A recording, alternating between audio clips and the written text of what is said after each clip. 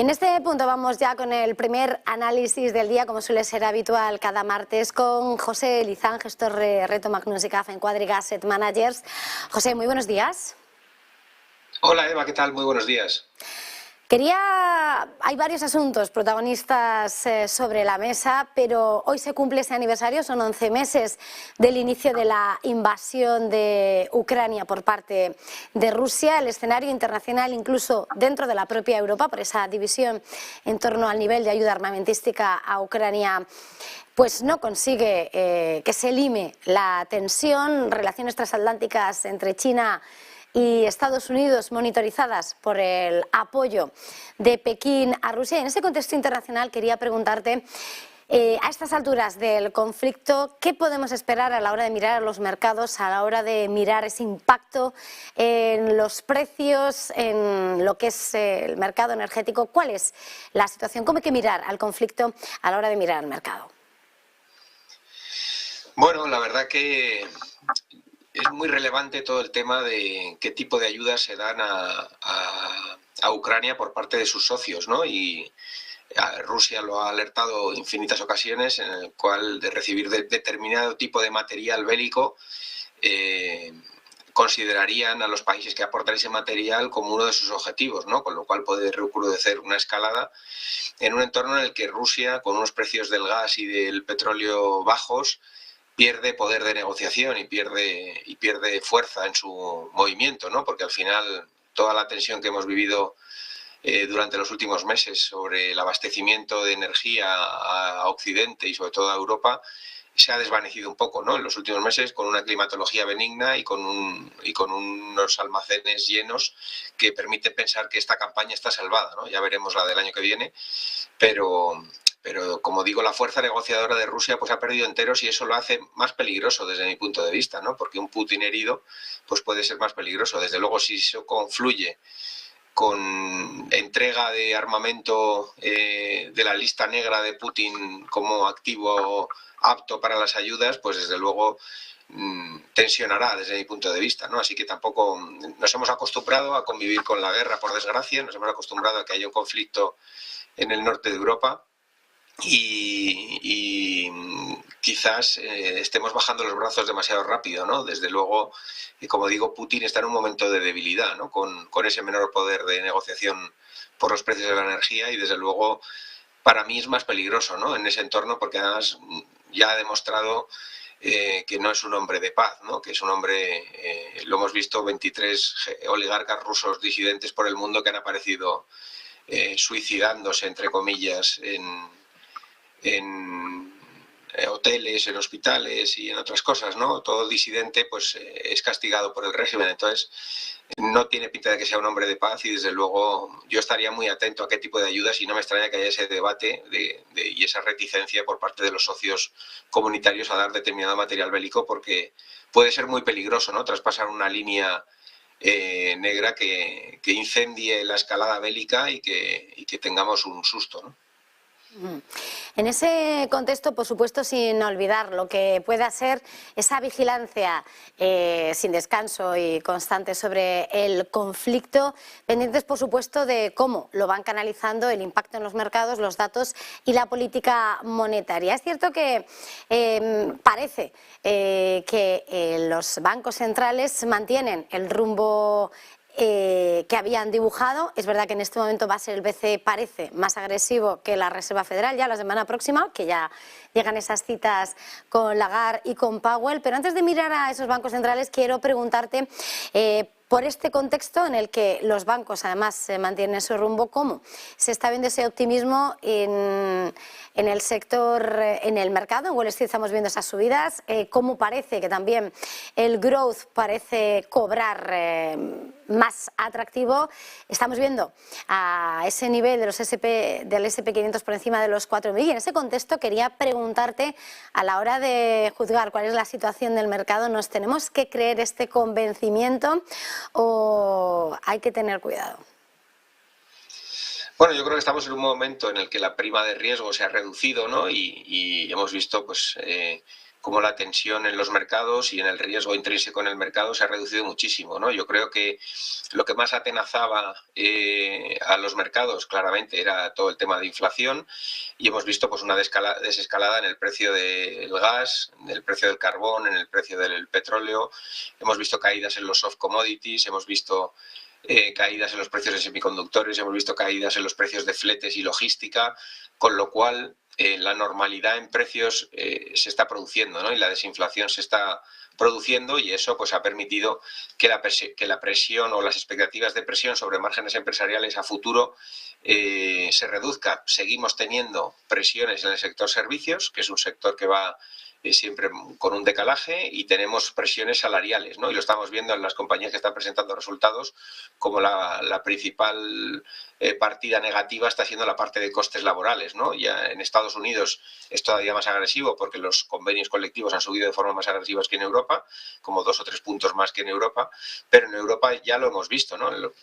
Por ejemplo, en España, en Bankinter publicó resultados y los costes, la parte de costes fue la nota negativa y le sentó mal en la cotización, ¿no? O sea que yo creo que todavía nos quedan esos efectos de segunda ronda por diluirse, y siempre hemos dicho lo mismo, ¿no? Los bancos centrales llegaron tarde, primero lo negaron, luego llegaron tarde, luego empezaron a implementarlo, ahora se han ido al lado hawkish y probablemente se pasen de frenada, ¿no? Y probablemente tengan que hacerlo para anclar de verdad las expectativas de medio plazo de la inflación y poder alcanzar ese objetivo del 2, 2,5. Estamos hablando de que el Banco Central Europeo hablaba de ese objetivo de cara a 2025 en su última previsión de datos, ¿no? Venimos de tasas del 10%, hablaban de 6,5 para este año, de 4 y pico para el siguiente, y del 2,5 no alcanzado hasta dentro de 3 años, ¿no? Probablemente sean objetivos alcanzados o alcanzables algo antes en el tiempo, pero creo que los bancos centrales van a seguir dilatando su decisión de cambiar el discurso y hacer el famoso pivot point, ¿no? Y en ese entorno nos tenemos que mover. Probablemente a corto plazo, pues esta menor tensión, esta desinflación va a seguir favoreciendo el apetito por activos de riesgo, pero yo creo que mientras el Standard & Poor's no sea capaz de superar la zona de los 4.050, 4.100 con contundencia, que es su línea de tendencia bajista, de momento hay que seguir considerando este movimiento como un rebote dentro de una tendencia bajista, sobre todo en el caso de la bolsa americana, ¿no? La bolsa europea va con otras tendencias y se ve muy favorecida por todo ese tema que hemos hablado de la caída de precios de la energía, y un euro más fuerte que genera desinflación. No nos olvidemos que todos los commodities se denominan en dólares, y un euro mucho más fuerte pues va a acelerar el proceso de desinflación en Europa y dar un alivio, ¿no? Yo creo que en eso estamos, ¿no? En un alivio a esa tensión en márgenes, y eso ha propiciado un rebote, pero el rebote lo veo bastante maduro en general, ¿no? O sea que yo sería algo más prudente. Probablemente, como comentas, el Nasdaq pueda tener algo de recorrido a corto plazo, y que le pueda quedar un 4 o un 5% de recorrido a ese índice, pues no es descartable porque es uno de los más rezagados, ¿no? Y probablemente, si no pincha mucho en resultados en este trimestral, pues podamos ver algo de alivio en el Nasdaq de rebote adicional, ¿no? En ese contexto, quería preguntarte, mirando a lo que son los bancos centrales, sobre todo porque hoy hemos conocido datos de IPC, en concreto el IPC subyacente del Banco de Japón, en tasa interanual, que se sitúa en el 3,1%. Hemos conocido apenas 2 décimas por encima de lo que se esperaba y del dato anterior. Es un dato de IPC que hemos conocido al tiempo que hemos visto cómo esa actividad del sector privado muestra crecimiento en Japón. La manufactura sigue en contracción, el sector servicios sigue avanzando, pero el Banco de Japón sigue siendo el último que se mantiene en esas tasas negativas pese a la presión del mercado, los vaivenes de cómo el yen está cotizando, esas presiones y esos mantenimientos de la política laxa. Arranca el año, esos precios siguen elevándose. Quería preguntarte de alguna manera hasta qué punto podemos esperar un cambio en esa política del Banco de Japón, y ya mirando a esas grandes citas de la semana próxima. 25 puntos básicos se maneja para la FED, 50 para... y 50 para el Banco Central Europeo. ¿Cómo arranca ese diseño de las grandes instituciones monetarias este próximo mes para encarar el ejercicio? Bueno, pues que como comentas, parece que el último bastión está cayendo, ¿no? Tuvimos el primer movimiento del Banco Central de Japón cuando quitó ese límite, ¿no?, de la tasa de descuento y lo subió hasta el 0,5, ¿no? Y se está esperando que en la reunión del mes de marzo pueda producirse el primer movimiento, ¿no?, por parte de Kuroda. En la última reunión cumplió el guión, mantuvo tipos y dijo que la inflación era una inflación importada y que se iría suavizando con el paso del tiempo, pero yo creo que la clave ha estado en lo que has comentado ahora, ¿no?, que el sector servicios pues está muy fuerte en Japón, y ahí es donde está el problema a nivel mundial, ¿no?, en el sector servicios, que es el que está presionando la inflación subyacente y es el que, junto con un pleno empleo de las economías, hace que los temores de los bancos centrales vayan a perdurar en el tiempo. ¿Por qué? Porque al final, si tú tienes una economía en pleno empleo y el sector servicios todavía con precios altos y empujando, es muy difícil que el consumo y el consumidor con pleno empleo se hunda o se deprima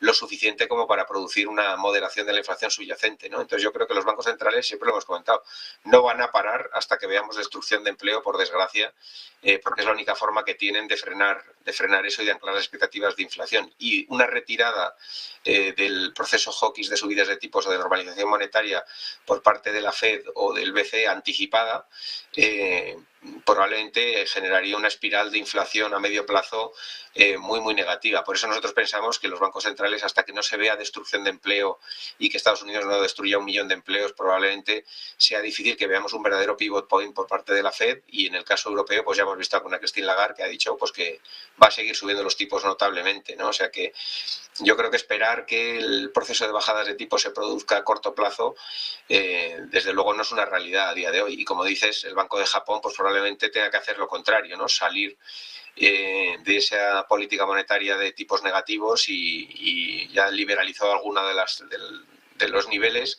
y muy probablemente en la reunión de marzo tenga que hacer algún tipo de movimiento y unirse pues a todos los bancos centrales del mundo que han tenido que hacerlo. Es significativo porque llevan 40 años combatiendo la deflación, ¿no?